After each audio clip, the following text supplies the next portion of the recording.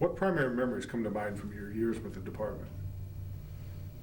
In 25 years, I guess primary memories, there's quite a few of them, but probably, I mean, there's certain key events that kind of sticks in your mind. Tell us about those. I never will forget the first day that I walked in the high penitentiary as warden.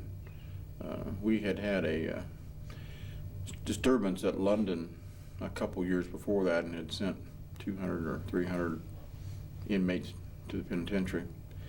And the first day I walked into the penitentiary, one of those disturbance inmates that I had shipped over there that I thought was going to be tucked in a cell for the rest of his life was an honor inmate working in the front lobby of the penitentiary, which kind of took me back a little bit. Of course, penitentiary is a lot different style institution than I was familiar with in London, so just the austerity of walking through those gates and seeing that old place.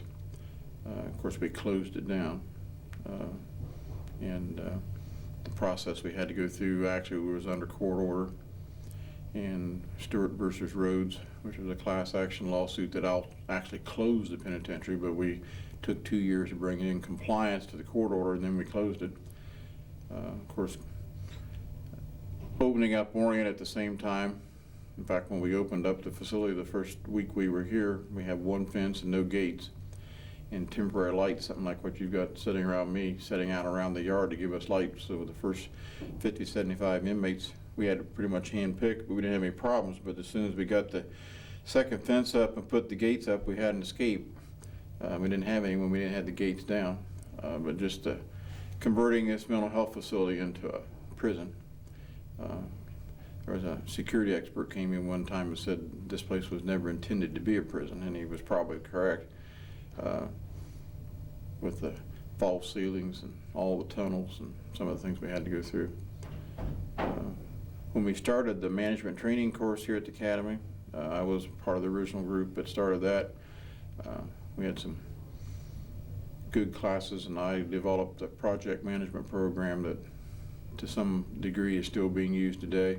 I remember that process.